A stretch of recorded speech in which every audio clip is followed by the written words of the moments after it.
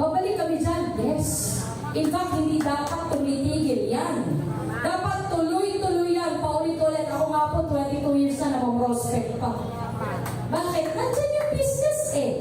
O, title pa lang, money making. Money making. Money making. Ito yung gumagawa ng pera. Una, mga prospect. Non-stop po yan. And then, ayan, build contact is pala, and then prospect. Hindi agad yung banat mo na kinumusta mo, uy, narinig mo na ba si Baita? Huwag muna ganun. Mag-build muna ba? Mag-build muna ng mga listahan, ng mga prospect.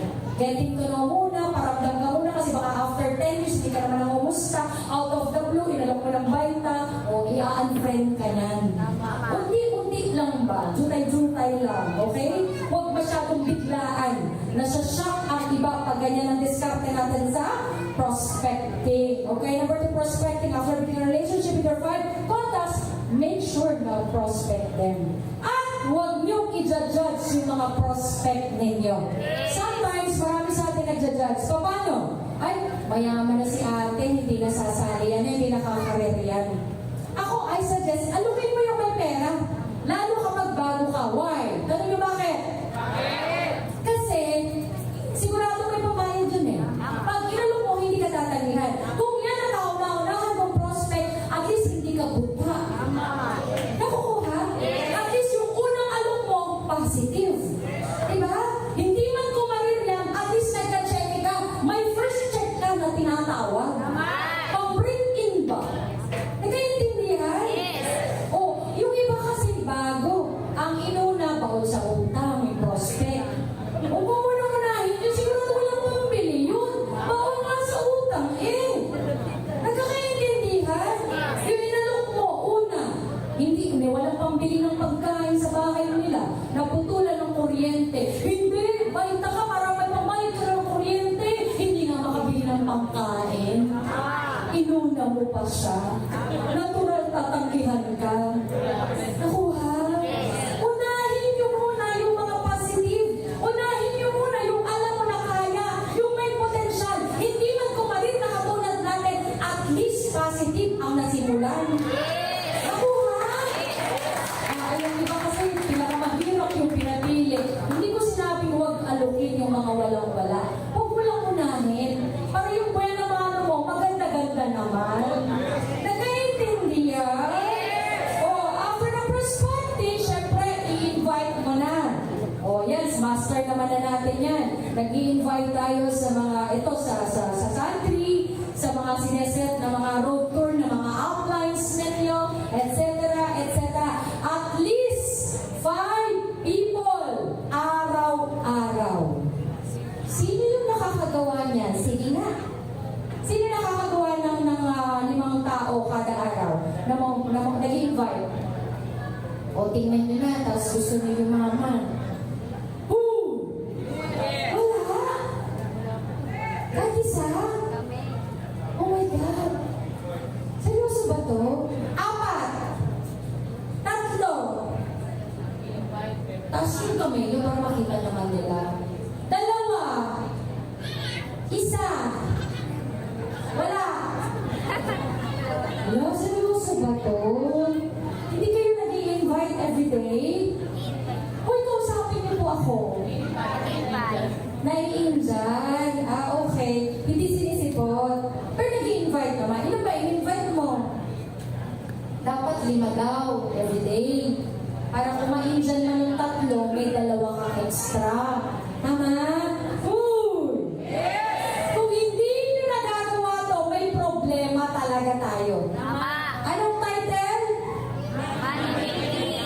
Anong title? Anong title? Sunod-sunod yung pera. Money making. Money making. Nandito po yung pera. Wala po sa pagbebenta ng langis.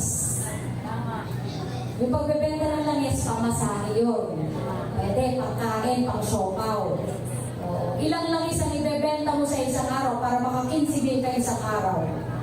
Hindi ko sinabi na mali ang mag-direct selling.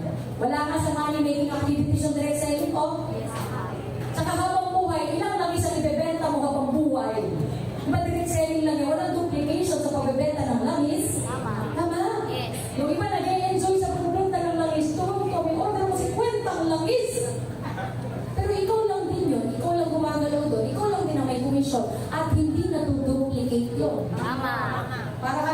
tindahan nun. Nabili ngayon, ayan, bili ngayon, may komisyon. Bili ngayon, may komisyon. Nakukuha? Yes. Pero eto, nandito talaga po ang negosyo natin. And then, syempre, after mo invite, presentation. Okay? May kinakabi to present at least 5 tao kada araw. After yan, follow up. Yes. Okay? Hindi yung after mo mag-talk, natakot ka na mag-follow up, nahiya ka na. Hindi ka na nagparamdam. And then, close the deal. Paano ba kayo mag-close? May kausap pa ba ako? Yes. Naantok na ba kayo? Yes. Close the deal. Close the deal. Dapat pagka-prospect ninyo, pagka-present ninyo, hihingiin niyo yung commitment. Kailan ba kita babalikan? At pag sinabi sa isang linggo kami may 7 araw. May Lunes, Martes hanggang Linggo. Saan ba doon? Midweek. Yung midweek Miyerkules. Sa Miyerkules, sige. Anong oras ba ako sa Miyerkules? Umaga, tanghali, hapon. Ang mga hapon, yung hapon nga mo, mula alauna hanggang alas 6. Anong oras pa doon? Mga alas 3, sige. Sa Miyerkules, next week, pupuntahan kita, alas 3 ng hapon. Yes. Dapat ganun. Yes. Para wala nang tanggihan. Tama. Sige, mga next month, wala na, pumayag ka na. Sige, next month. Next month, nagkalim ka lang. Kailan ba yung next month? 30 days yun, oy. Tama. Kailan kaya next month? May 1, May 2, May 3, May 4, May 5, May 6, May 30. Yes. Dahil hindi mo binigay yung specific, wala na. Next month, nakita kayo, next month na lang ulit, June. 30 days ulit yun lang. Patay na, hanggang sa nakalimutan na. Direject ka na, wala na.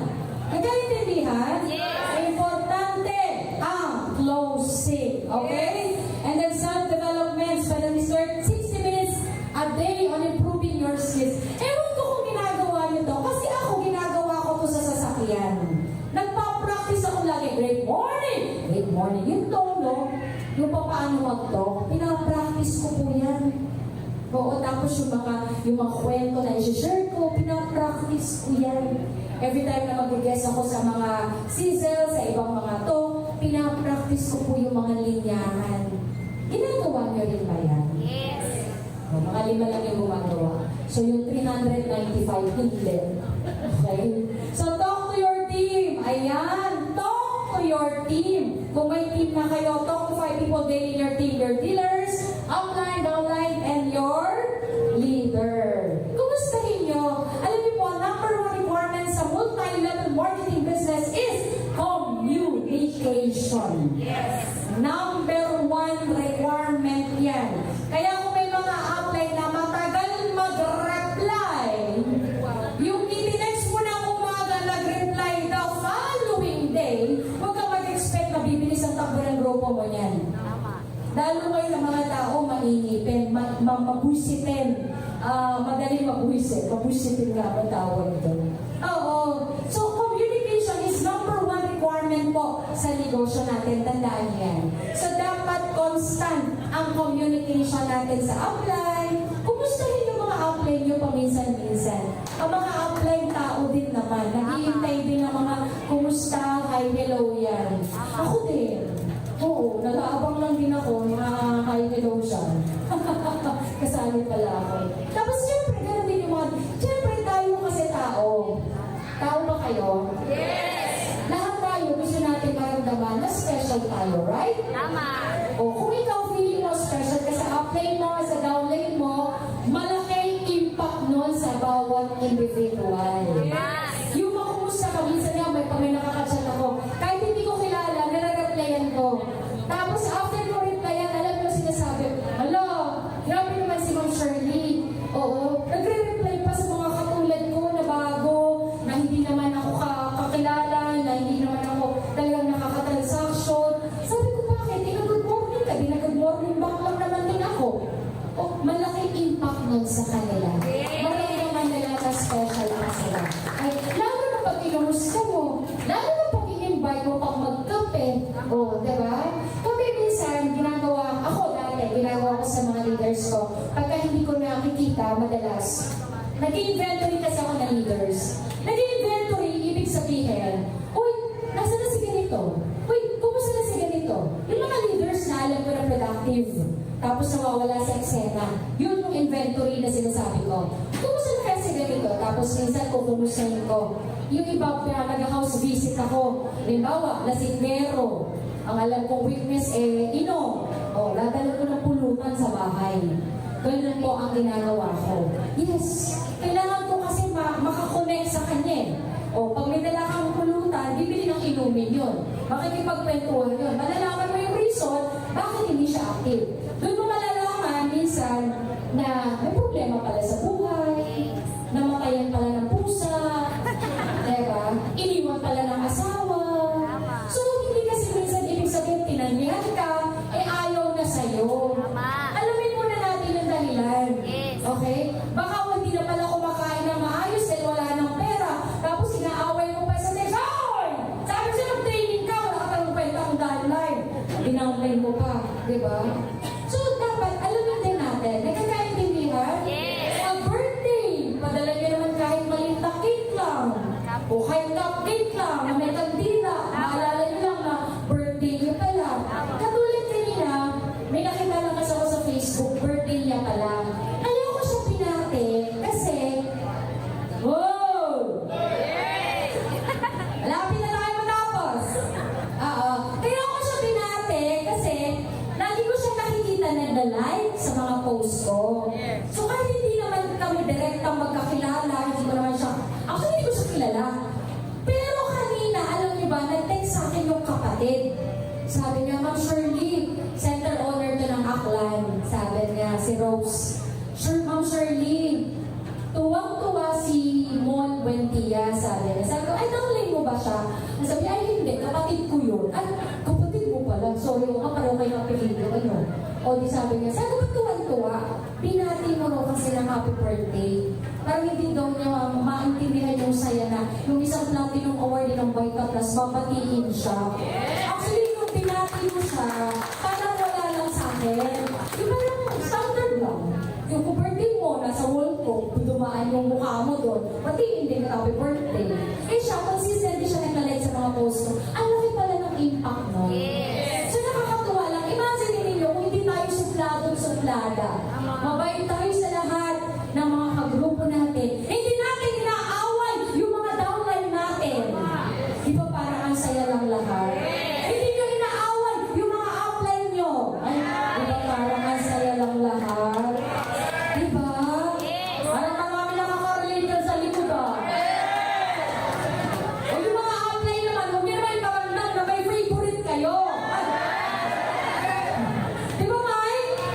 Huwag nyo naman iparamdam na favorite niyo yung A kasi weak side. Di ba? Marami kasing upline pag weak side, favorite. Kawawa naman yung mga strong side. Dami mong kita. Di ba? Ako pa naman, ever since strong side ako. Okay, anyway, talk to your team, ha? Open communication. Kumustahin mo lang. Baka may mga pinagdadaanan or namatayan or whatever, okay? So, tandaan ninyo, itong money making na. Nandito yung pera. So, kung wala kayong ginagawa dito, huwag kang mag-expect ng millions sa buhay mo. Tandaan niyo po yan, ha?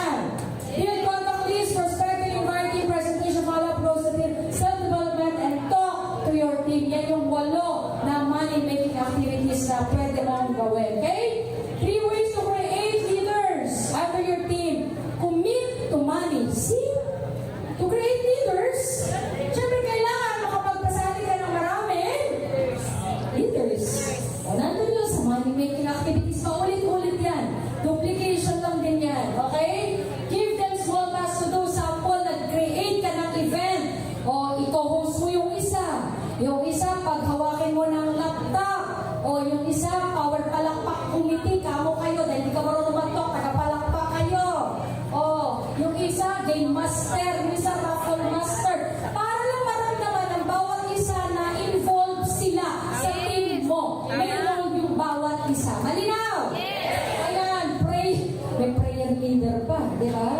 Decor committee. Ayan, program director. May performer pa.